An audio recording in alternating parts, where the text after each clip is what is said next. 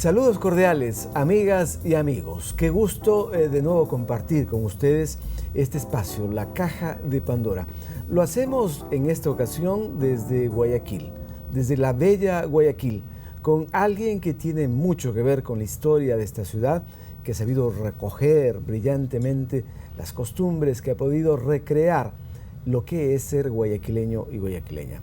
Se trata de Jenny María Ignacia Estrada Ruiz, historiadora, miembro de número de la Academia de Historia y por lo tanto miembro correspondiente de la Real Academia. Ha recogido brillantemente, como dije, el papel y la costumbre de muchos de sus pobladores, montubios, citadinos, muchos extranjeros, pero sobre todo de las mujeres. Ella ha sido periodista, pero es música y una gran conversadora. Gracias, Jenny, por permitirnos compartir este momento grato. Y la primera pregunta, ¿a qué hora escribe Jenny Estrada? Porque tiene una tarea inmensa. Bueno, gracias, Rodolfo. Este ha sido un programa muy esperado para mí. Así es. Estábamos cambiando fechas para también. nuestras respectivas agendas para encontrar una coincidencia y finalmente estamos conversando. ¿A qué horas yo escribo? No hay hora para escribir, sobre todo cuando se hace de la soledad algo productivo y creativo, ¿no? Yo vivo sola y a partir de que mis hijos se casaron, yo ya tengo un espacio definido para llenar esos momentos en que la lectura no es suficiente, el estudio no es suficiente, entonces empiezo a escribir, busco el tema y empiezo a escribir. Muy bien, vamos a mostrar enseguida un perfil en el cual consta una parte de la historia de vida de nuestra invitada, de Jenny Estrada. Vamos a verlo y tendremos temas para charlar.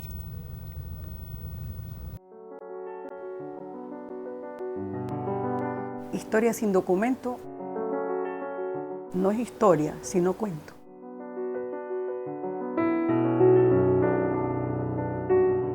El escritor tiene que ser primero un gran lector. Voy a la historia por el periodismo y el deseo de saber, el deseo de investigar en el periodista es insaciable.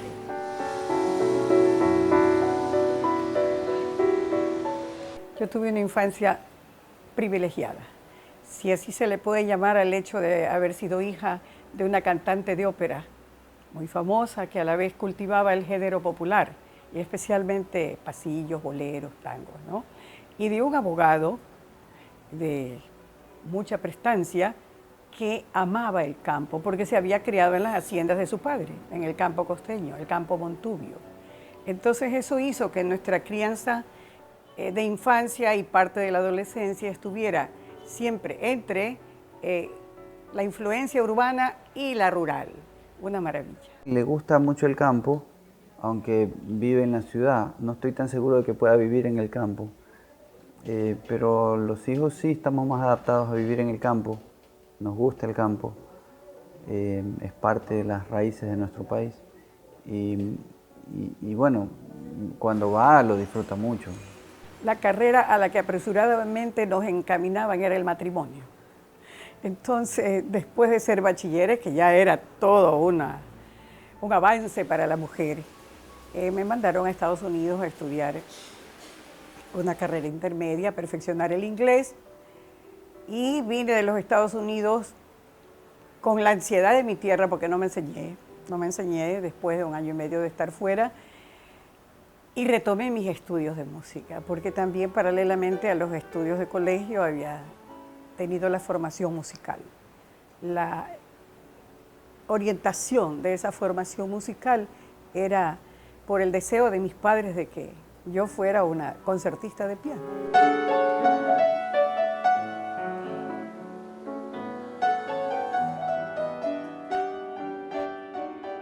Ese es un gran secreto. Ella es mejor música que escritora para los que conocemos esa otra faceta. Cuando hay alguna reunión, es como tener una rocola en casa. Tú aplastas la canción K5 y la toca. Desde merengue, boleros, salsa, tangos, música clásica, y lo que es más, lo toca de oído. Mi vocación es tardía. Al periodismo entro cuando mis 3 niños ya van a colegio. Y como historiadora me inicio con mi primer libro, se publica del año 1979 al 80. Entonces, a partir de ese tiempo en que mi familia crece y veo a mis hijos volar con sus propias alas, se hacen adultos, cada uno escoge su profesión y se van a vivir fuera de aquí mis 2 hijas. El mundo de mis nietos se me desperdiga y me vi más solitaria, me vi más necesitada de este mundo que se me desbarató por razones ajenas a nuestra voluntad. Y me sumergí otra vez en el trabajo, con el agravante de que esta es una tarea solitaria. Hasta donde entiendo, la vocación de escritor es algo que nace con la persona, que puede que no sepa que lo tiene, pero que lo va descubriendo con el tiempo, como Gabriel García Márquez. Y entonces fue un proceso en el que ella comenzó experimentando primero hacer trabajos para algunos periódicos locales, El Telégrafo, El Universo, y comenzó con entrevistas, reportajes, luego editoriales, hasta que encontró que le apasionaba la historia y con algunos guías que tuvo, personas que le ayudaron en su formación, encontró que ese era un buen camino y ahí pues ha seguido mucho tiempo. Era muy buena lectora desde mi infancia y eso se lo debo a mi padre.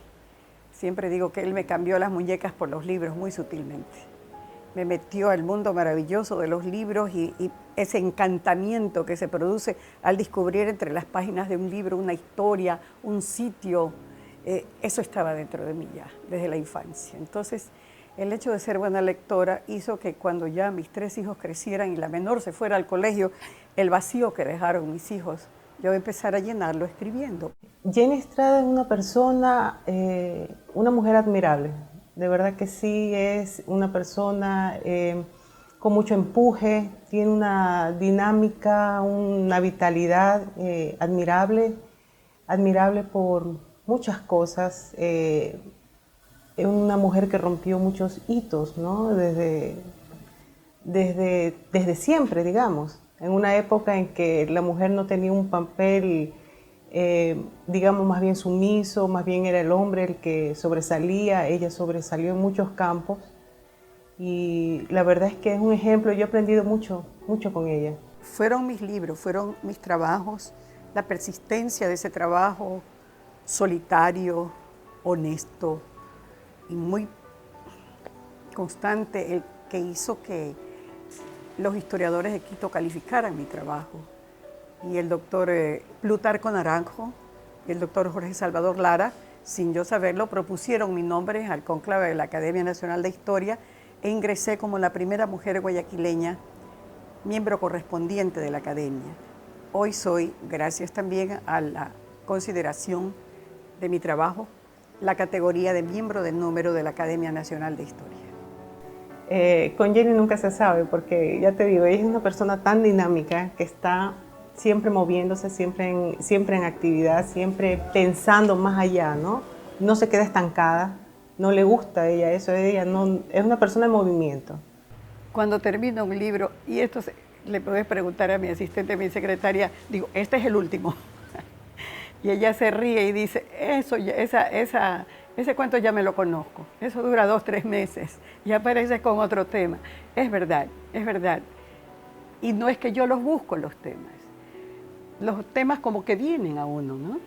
Que viene y alguien me suscita el tema o me regala un par de documentos y me dice, ¿por qué no investigas de esto? ¿Por qué no investigas de aquello, no? En este momento estoy pensando seriamente en otra necesidad que tiene la ciudad y la región. Estoy pensando en un guión museológico para un museo del cacao. Que sé que otras personas lo tienen en mente, pero quisiera aportar, quisiera sumar. Los universitarios festejaban ese acontecimiento de los triunfos de los Juegos Florales haciendo una fiesta muy bonita en un escenario de la Casa de la Cultura elegían a las 9 musas del Parnaso. Y no era un concurso de belleza, sino que nos escogían a estudiantes sobresalientes de colegios particulares u oficiales y nos nombraban musas. Ese año me nombraron a mí Clio, la musa de la historia. Yo quería ser la musa de la música, pero me nombraron la musa de la historia. Y dije, bueno, Clio es la musa de la historia. Eso fue como premonitorio, ¿sabes? Porque con el paso de los años, tengo a Clio como mi protectora. Es la musa de la historia. Y a ella suelo encomendarte cuando estoy pataleando en algún capítulo de un libro, ay Clio, ¿qué pasa? Esto de aquí no sale bien. Tengo un conflicto semántico por aquí, ¿qué pasó? A veces me da resultado, pero fue premonitorio.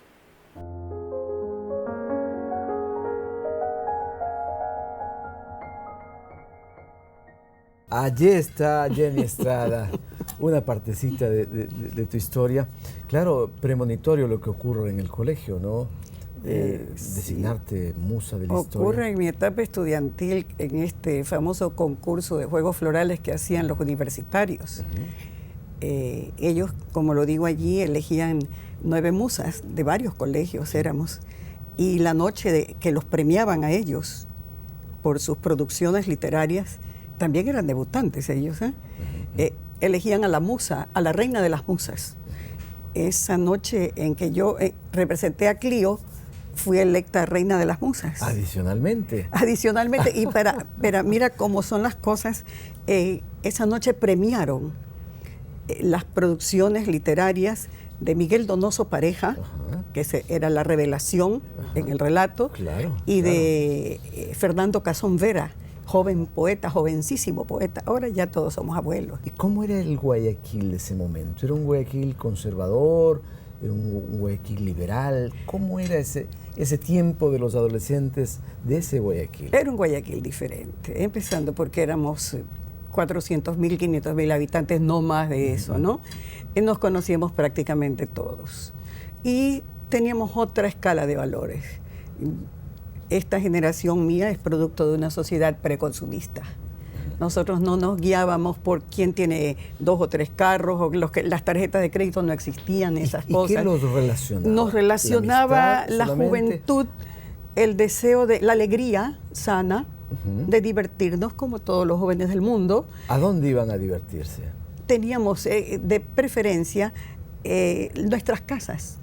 Lugares de cada barrio había una casa que era la más amplia y se convertía como una especie de club del barrio, ¿no? Y también existían los clubes. Nunca perdemos de vista la perspectiva de un país de clases sociales y una sociedad de clases. ¿A qué clase social pertenecías? Una clase media, sí, una pequeña burguesía de gente con ciertas comodidades, pero no rica. Yo no soy de los estrabanqueros. Tengo facha y apellido de pelucona, pero sin que sea eso un demérito, ¿no? Claro, sin que sea eso un demérito, pero pertenezco a otra ala de la familia Estrada, ¿no? Muy bien, vamos a seguir hablando de la historia de vida de nuestra invitada Jenny Estrada Ruiz. Antes queremos decirles que formulamos una pregunta para que usted a través de las redes pueda contestarla. ¿Quién fue la primera mujer ecuatoriana en ejercer el derecho al voto y conseguir un título de médica? Por favor, contéstenos en las redes. Al final le haremos la misma pregunta a Jenny, que obviamente ella sabe la respuesta, pero es importante su participación. Venimos enseguida con Jenny Estrada Ruiz, desde Guayaquil. Al volver, Jenny Estrada nos contará cuáles fueron los pasos de baile que más le interesaron en su adolescencia. Queríamos imitar los pasos del mambo de las Dolly Sisters.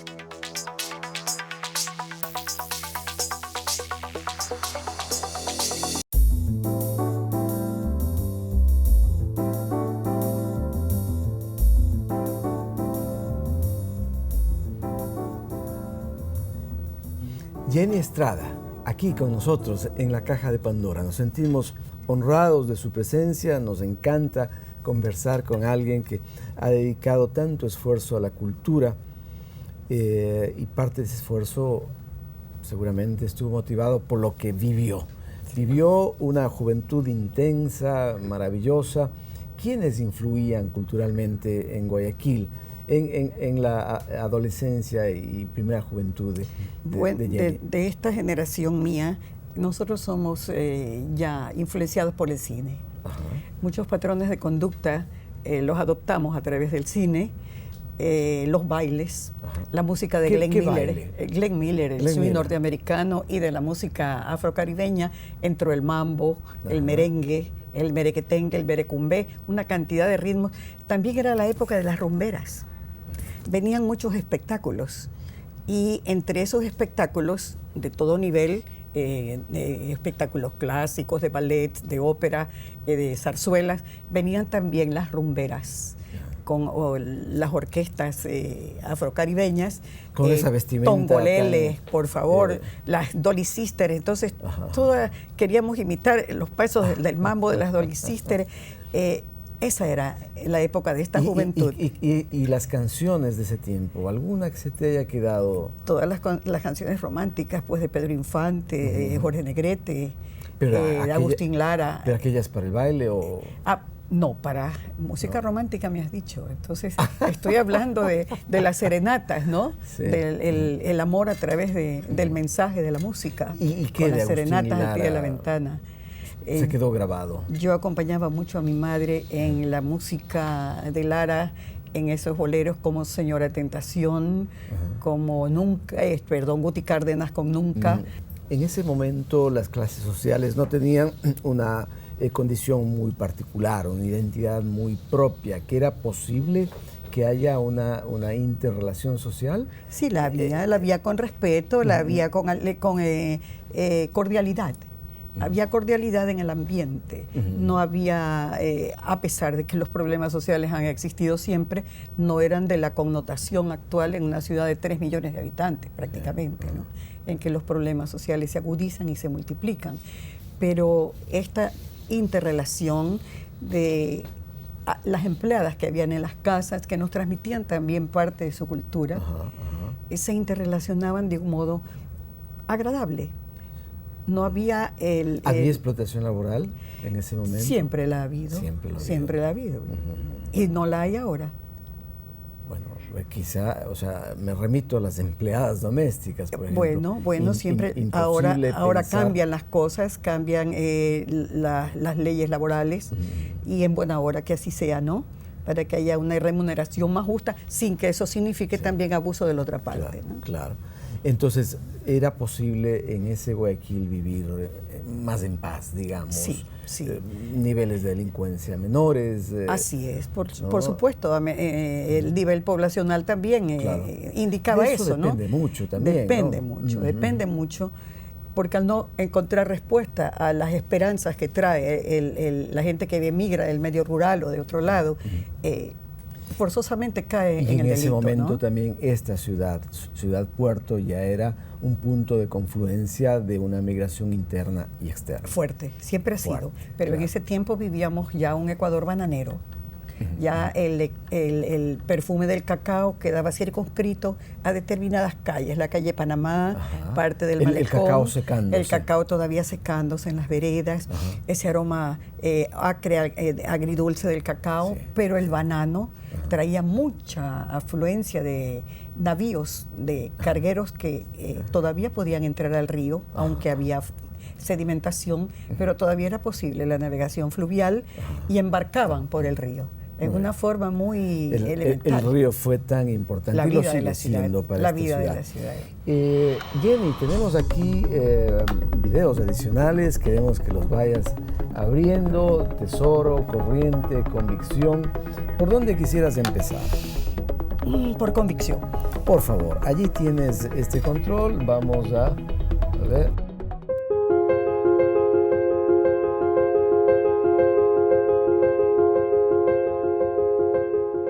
Era el Año Internacional de la Mujer, 1975, cuando conformábamos los primeros comités de mujeres que tratábamos de saber en qué estado estábamos, de revisar nuestras leyes, de hacer un poco de conciencia en nosotras mismas para salir adelante. Y eso me llevó a la investigación sobre el tema de la mujer. y también al mismo tiempo a prepararme en el liderazgo femenino. Ser feminista para mí es tener la conciencia de mis valores de mujer, de mi rol de mujer en una sociedad, sino que se estigmatizó y nos etiquetó como feministas, que quizás quería decir en esa época marimachos, a las mujeres que luchábamos por nuestros derechos. Éramos pocas, pero estábamos dispuestas a hacerlo desde la base.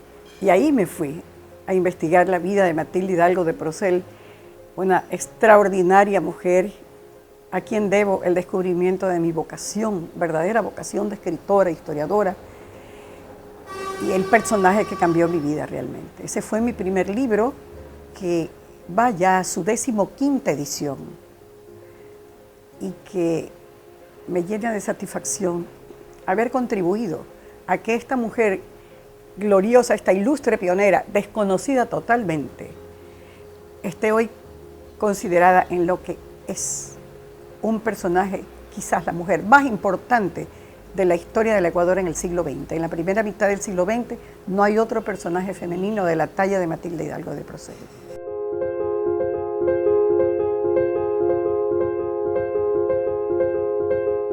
¿Cuándo aparece Matilde Hidalgo de Procel en la vida y en la tentación de investigadora e historiadora de Jenny Estrada? Bueno, aparece Matilde Hidalgo de Procel en mi vida cuando nos aproximábamos a la celebración del Año Internacional de la Mujer, 1975, y en unión de algunas compañeras como Anunciata Valdés de Ferrín, Ketty Romolerú, Melania Mora de Adati, Leonor Jiménez de Viteri, nos preocupábamos por saber de nuestras precursoras. Entonces, como yo tenía la puerta abierta en el periodismo para poder indagar, empecé a buscar referencias a un personaje del cual me había hablado, una señora que vivía en Salinas y a la cual yo solía visitar, una señora mayor, y me había contado de una heroica mujer que vivía en que vivió toda su epopeya saliendo desde Loja. Entonces coincidió con que la revista Vistazo me pidió un reportaje sobre el voto femenino en el Ecuador, y me empeñé en la búsqueda de Matilde Hidalgo de Procel. Dio la coincidencia de que yo tropecé con ella fugazmente en una reunión, pero al poco tiempo que quise ir a entrevistarla, la doctora había muerto, había fallecido. No alcancé a conocer más de ella en vida personalmente. Y por allí se dieron las circunstancias en que seguí firme al propósito hasta concretar ese libro. 15ª edición de ese libro, ¿no? Supongo que ha aportado muchísimo en el debate para reconocer el papel actual de la mujer. Por supuesto que sí. Por supuesto que sí, porque necesitábamos un referente. Necesitábamos saber de dónde veníamos, quién nos había abierto las puertas. Y por buscar la figura de Matilde Hidalgo de Procel, fui a dar con otras mujeres, entre ellas Aurelia Palmieri, que es en realidad la precursora olvidada, a quien dedico otro libro, otra biografía.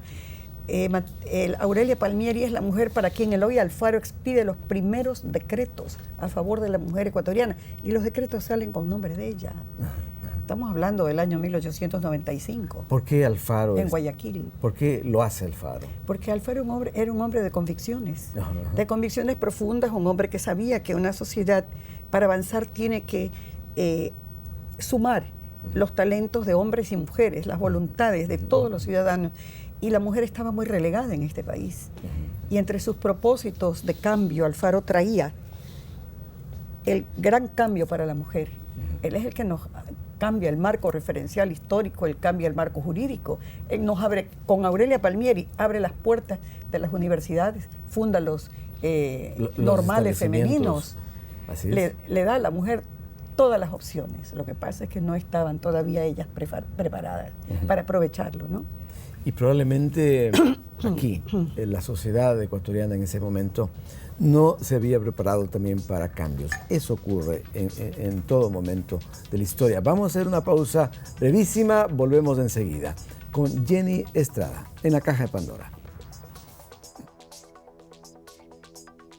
Cuando volvamos, la historiadora Jenny Estrada, con sus vivencias, rememorará el significado que ha tenido el río para los guayaquileños, los olores y los sabores de su cocina. A la medianoche, así, cuando el viaje era largo, unos aromas intensos en la cocina de a bordo.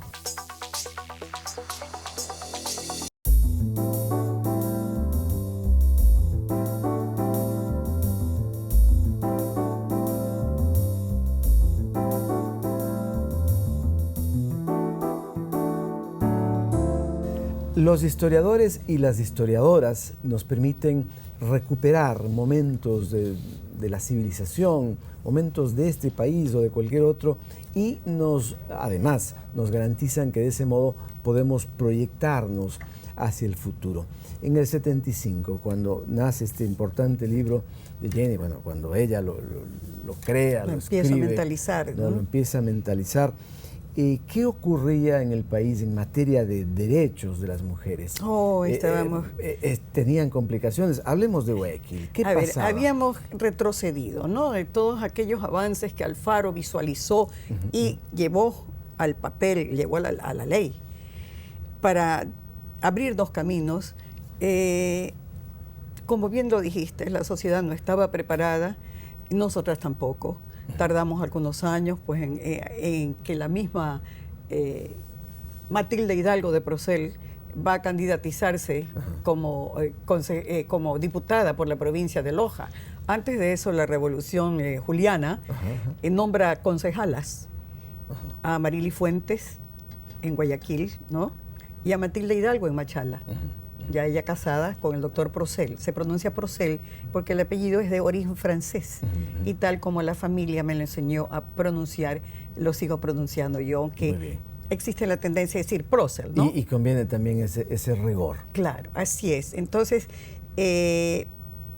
este desfase, este tiempo que transcurrió hasta que Nela Martínez llega a ser... Nela Martínez de Meriguet. Nela Martínez de Meriguet, exactamente, llega a ser diputada por el Partido Comunista. Después de la Revolución del 28 de mayo, va a tardar otro tiempo hasta que el doctor Velasco Ibarra nombre una viceministra en Educación, la doctora Angélica Carrillo de Mata. Y el proceso sigue lentamente. Es en el último cuarto del siglo XX en que hay como una eclosión de la mujer. A eso contribuye también esta declaratoria de las Naciones Unidas, ¿no? ¿Y tú te concibes en ese momento como feminista? En el buen sentido sí, pues, ¿sí? Rodolfo, porque esto que dije en la introducción de que se nos etiquetó como feministas, es decir, como mujeres peligrosas. Cuidado, atentos, esta puede ser conflictiva. Ese término nos adjudicaban, ¿no? Cuando reclamábamos los derechos éramos conflictivas. Porque quizá desde los hombres había el temor de perder un espacio de dominio. Por supuesto, Rodolfo. Eso era. Por supuesto, el hombre no estaba preparado. Tú? Yo lo sentía como Jenny, que...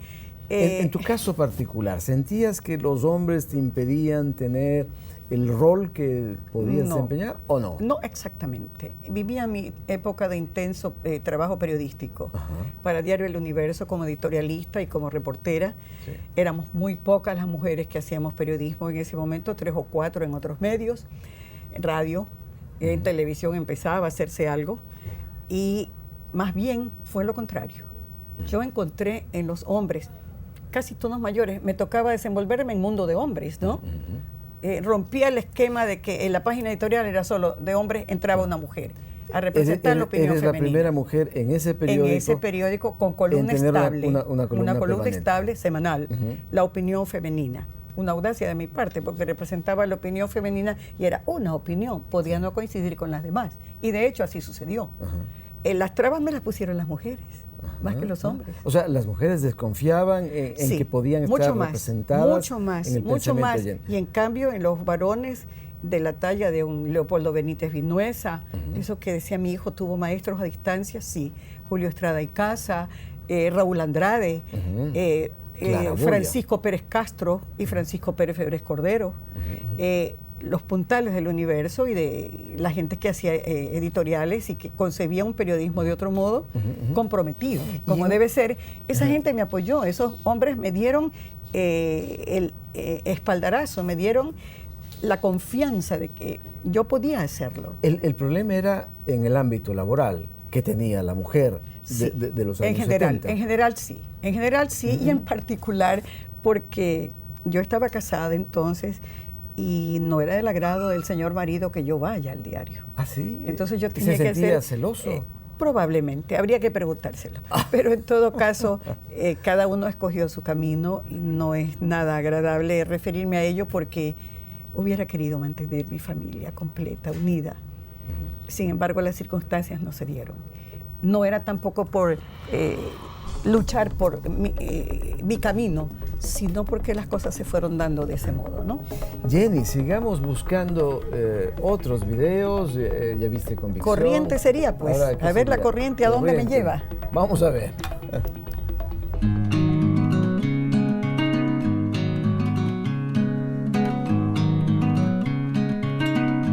Mucha gente casi se asombra, ¿no? De decir, ¿cómo es posible que haya tratado tantos temas, biografías, historias institucionales, historias de Guayaquil? Pero es que no puedo apartarme del origen de mi vocación y el trabajo de investigación que hago en la historia, aunque los temas son muy variados, todos tienen que ver con la evolución sociocultural de Guayaquil y la provincia.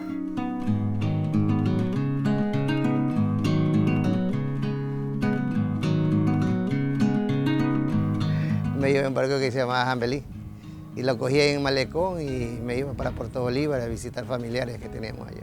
Ese era el medio de transporte y anteriormente las lanchas que hacían transportes antes del puente de la Unidad Nacional, las lanchas que hacían transporte ahí justamente también del Malecón hacia Durán. Ahí nos transportábamos también. En la época que yo estaba adolescente, pues mi papá estaba a cargo del varadero, era el dueño y él construía. Entonces él construía en acero naval las embarcaciones, hacía lanchas, gabarras, yates también. Y entonces con el pasar de los años ha ido cambiando porque él sintió como que ya no quería construir más, se quiso como retirar de la construcción, quiso seguir manteniendo el varadero pero solamente alquilándolo. Y entonces de ahí hasta la fecha, hasta ahorita hemos estado trabajando así, alquilando el varadero. Los armadores, los dueños de las embarcaciones se encargan del mantenimiento y nosotros les facilitamos el espacio físico. Bueno, cuando era uno pequeño, pues maravilloso, pues, ¿no? Maravilloso porque uno iba ahí en eso y que había de dos clases, pues había clase baja y clase alta.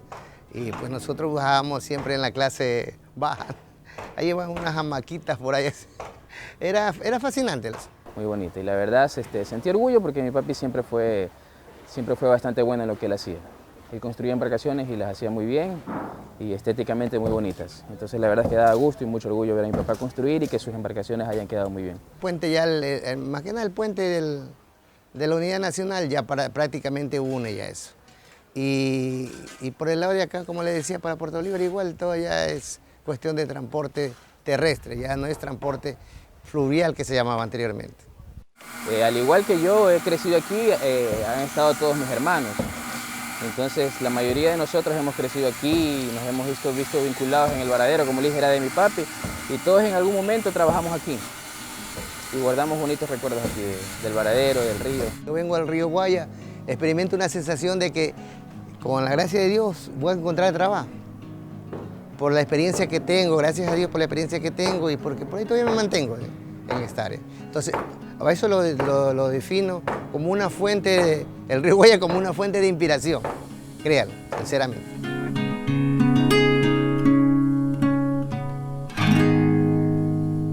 Jenny Estrada ha sabido realmente resumir, recoger lo que significa el río para Guayaquil. Hay un libro de ella, de su autoría, se llama Del tiempo de la Yapa. Y dentro de él hay un capítulo, Se va la lancha. ¿No? Esta lancha que ha sido fuente inagotable de historias de vida, ¿no? ¿Qué hacías en la lancha siendo una jovencita? ¿A dónde se trasladaban? ¿Cómo vivían? Había ese mundo también de los pasajeros de primera y los pasajeros de segunda. ¿Qué te ocurría? Sí, bueno, como lo dijo el armador naval que está allí en el varadero, muy cerca de mi casa. Yo soy del barrio del Astillero y el Astillero tiene ese nombre no por el equipo del astillero, el equipo del astillero, Había un sino astillero. porque era el barrio de los astilleros navales, ¿no? El barrio del sur.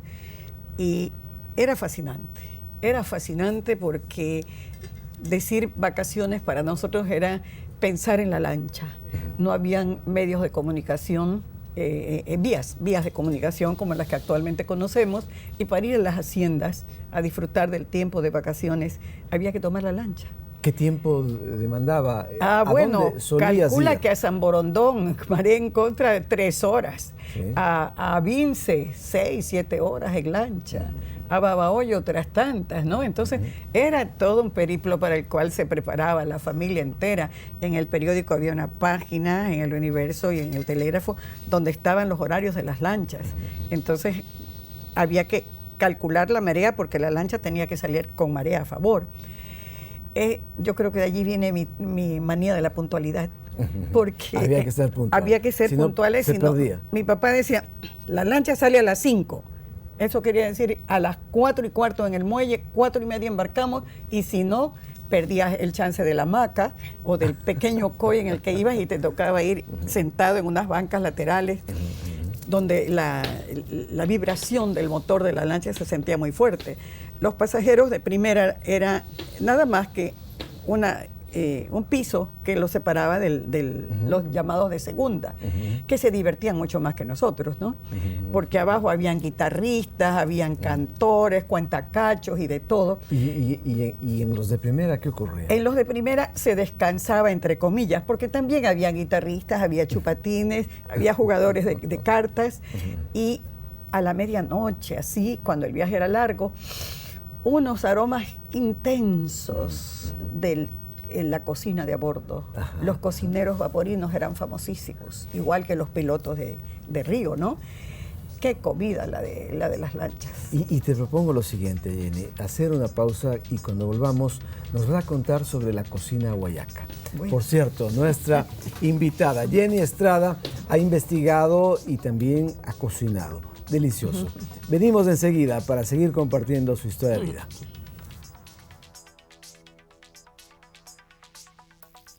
Al volver, ¿quién es el cantante que sorprendió a nuestra invitada? Tan loca que hace que sufra mi corazón.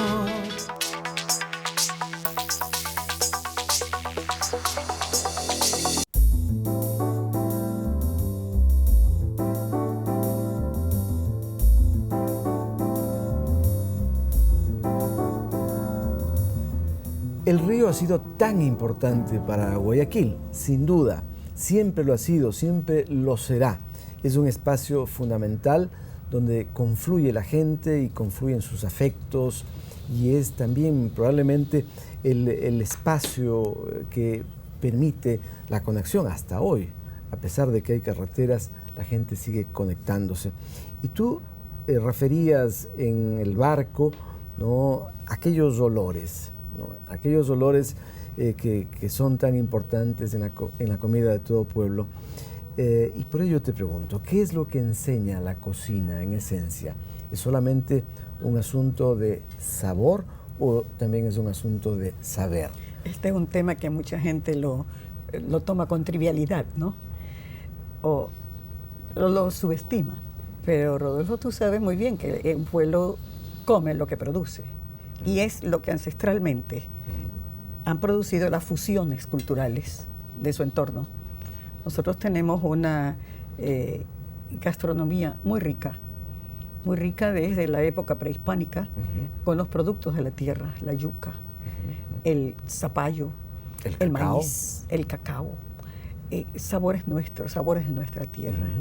Ese trabajo último que he publicado, que se llama Sabores de mi Tierra, que es un estudio de historia y tradiciones de la mesa guayaquileña, nos lleva a eso, a revalorizar.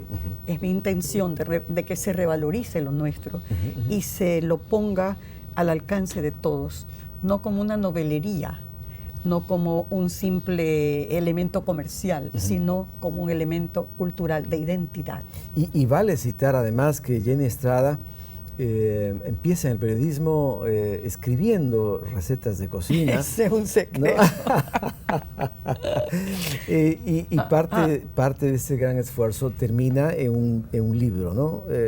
La cocina criolla de Doña Ignacia. Eso es, ¿no? Eso fue ahora poco, Rodolfo, hace como medio siglo, en que realmente sí, Javier Benedetti Roldós tenía un suplemento agrario en el Universo. Sí.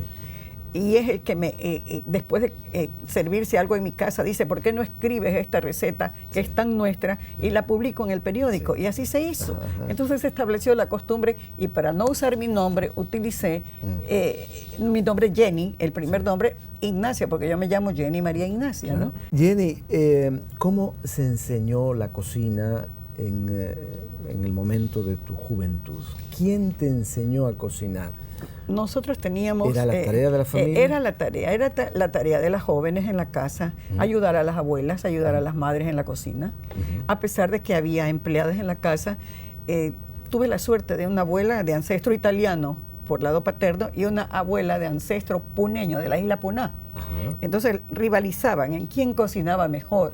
La italiana con sus salsas, sus maravillas de pasta, y la criolla con sus comidas de plátano, de yuca. Finalmente se encontraban las dos en platos como la fanesca, como otras cosas que fusionan muchas culturas en la mesa. Y esa ayúdame niña, abuelita, ¿en qué te ayudo? Hizo que se fueran quedando en mi memoria esos secretos de la preparación de muchos platos. Supongo que esto en medio de un aroma de café tostado. Oh, por supuesto. El cacao se tostaba en casa también. Venía de la hacienda el cacao y había una paila una cazuela de barro donde tostábamos el café y otra para el cacao. ¿Y este café de dónde provenía? Del campo, pues, de las haciendas. ¿Del campo guayacense? Del campo costeño, claro. Se da café en provincia de Guayas, se da café en Los Ríos, se da café en Manabí y café en regiones subtropicales. Así es, Jenny. Tenemos un video adicional. Uy, me faltan los tesoros. Te faltan los tesoros. Vamos a ver. Los dejé para el final para ver qué me toca. Vamos a ver, ¿de qué se trata?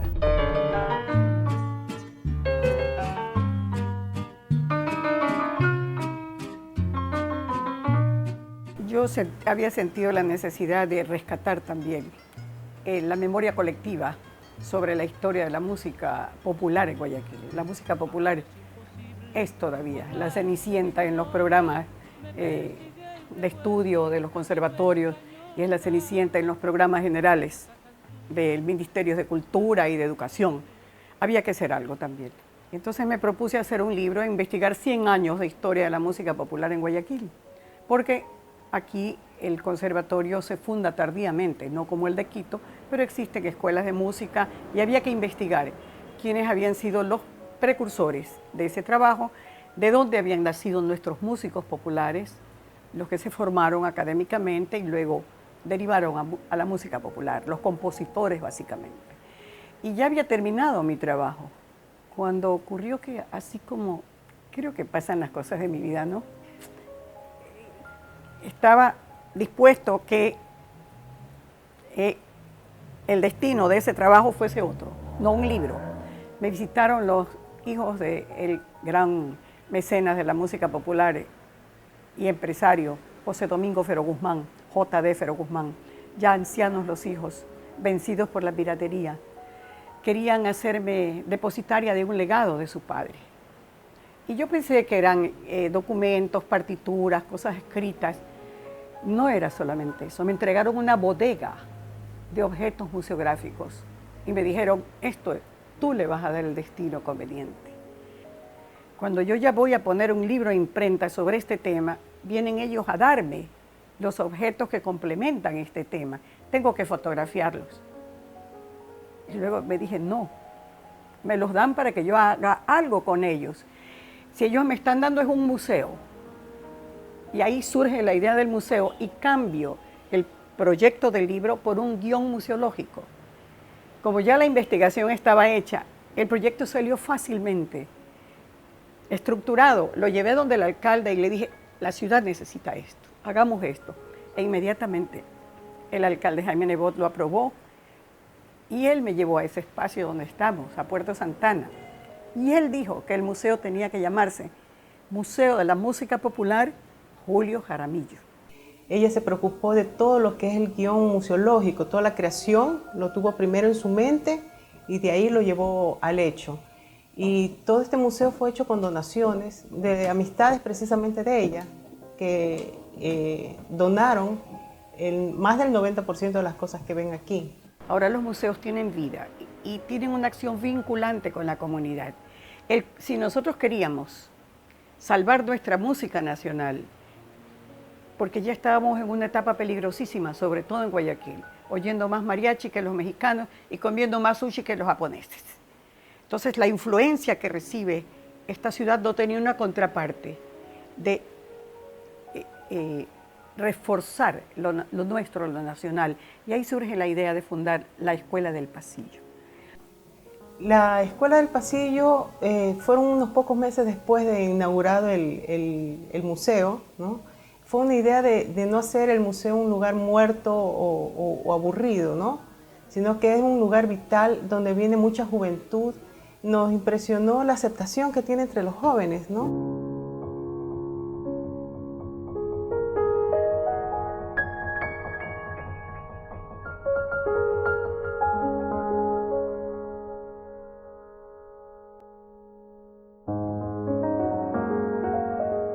Junto con el museo, la Escuela del Pasillo Nicasio Safadi, en recordación y homenaje a ese afamado y gran expositor de lo nuestro, ¿no? Sin haber nacido aquí, pero con gran capacidad de entender el espíritu del Ecuador. ¿Nos falta más escuelas de pasillo en el país? Yo creo que sí, Rodolfo. De música popular en general. Para nosotros ha sido muy gratificante la respuesta de los jóvenes y la respuesta del público en general, ¿no? a este empeño. Y pienso que en cada capital de provincia, por lo menos en cada capital de provincia, debería existir una escuela del pasillo, porque cada provincia tiene sus propios compositores, sus intérpretes. Y el hecho de vincular a los músicos mayores, a los que ya están más allá de la gloria, que han hecho toda su trayectoria, y pedirles que se integren como maestros, claro, es invitarlos a hacer el oficio de sembradores. Claro, porque en este caso, en la escuela que tú conduces dentro del museo, está Carlos Rovira, ¿no? Fresia Saavedra, Naldo Campos, o sea, verdaderos puntales. Pero ellos están formando un grupo de chicos y chicas que tienen una condición excelente musical. ¿Pero qué pasa con ellos? ¿Por qué no se los conoce tanto? Una vez al año la alcaldía de Guayaquil otorga becas, 25 o 30 becas para los talentos que vienen en cantidad. Los chicos no podemos recibir sino en número limitado porque no tenemos aulas, ¿no? Es solamente el salón de actos que se convierte en esto. ¿Cuál es la frustración al toparnos con estas maravillas de voces o de interpretación de cualidades para la música? El hecho de que al egresar ellos no encuentran espacio. La posta está lista para reemplazar cuando llegue el momento. Todavía no pueden acceder a la radio y la televisión del país. No. A pesar de esas capacidades. A pesar de sus capacidades, de su juventud, hasta de su belleza física, porque son chicos lindos que vienen de nuestros estratos populares, sanos, buenos, con mucha capacidad de interpretación, no se les da cabida, y si se les da, es a veces hasta humillante, porque no se les reconoce ni para el transporte. Los medios siguen entonces de espaldas totalmente a la posibilidad de no hay una política de Estado, no hay una política de Estado en un Ministerio de Cultura que diga apoyen esto, hagamos un proyecto conjunto. Pero, por ejemplo, hay una ley de comunicación que exige, por lo menos en el papel, que cada medio tenga una melodía internacional y una propia. ¿Qué pasa? En el papel, bien lo dices, en el papel. ¿No se está cumpliendo? Me atrevo a decir que todavía no. Bueno, como ciudadanos entonces quizá estamos en la obligación de decir, este medio incumple, y hay muchos músicos nuestros que podrían expresarlo mejor. Muy bien, vamos llegando a la parte final. Muchas gracias, Jenny. No, gracias a ti, Rodolfo. Muy a gusto con tu historia de vida, y creo que el público va a sentir lo mismo. Teníamos una pregunta que formulamos al principio. ¿Quién fue la primera mujer ecuatoriana en ejercer el voto y conseguir un título de médica? Responde Jenny Estrada. fue Matilde Hidalgo de Procel, la pionera que nos abrió ese camino, la que nos hizo ver que la participación de la mujer es lo que da realmente sentido a la democracia en una nación. Tenemos nosotras que ser conscientes del rol que nos toca desempeñar y eso se lo debemos a ella. Muchas gracias. Quiero ahora, amigas y amigos, invitarles a que escuchemos a uno de los egresados de la Escuela de Pasillo, Nicasio Safadi. Se trata de Marcelo Reyes. Ustedes con él van a disfrutar, así como nosotros disfrutamos cada vez que lo escuchamos. Yo me despido, les mando un fuerte abrazo, les deseo lo mejor. No dejen de escribirnos. Es importante su punto de vista para que juntos podamos construir esa televisión que queremos. Hasta pronto. Para todas esas chicas lindas, desde la caja de Pandora, del maestro Carlos Rubín Infante.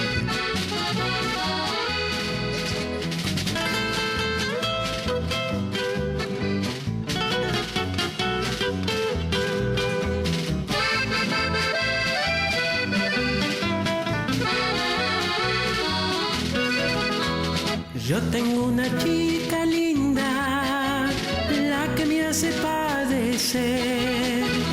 Cuánto diera en esta vida por ser el dueño de su querer.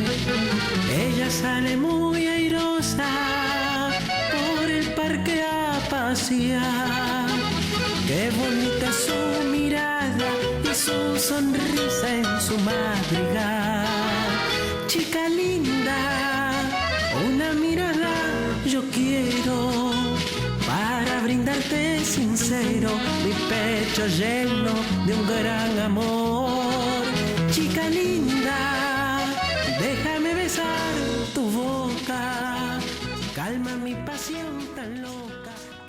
Un programa digno del Premio Diario del Televidente. Felicitaciones a Rodolfo Muñoz. Espero siga adelante. Santiago Cruz.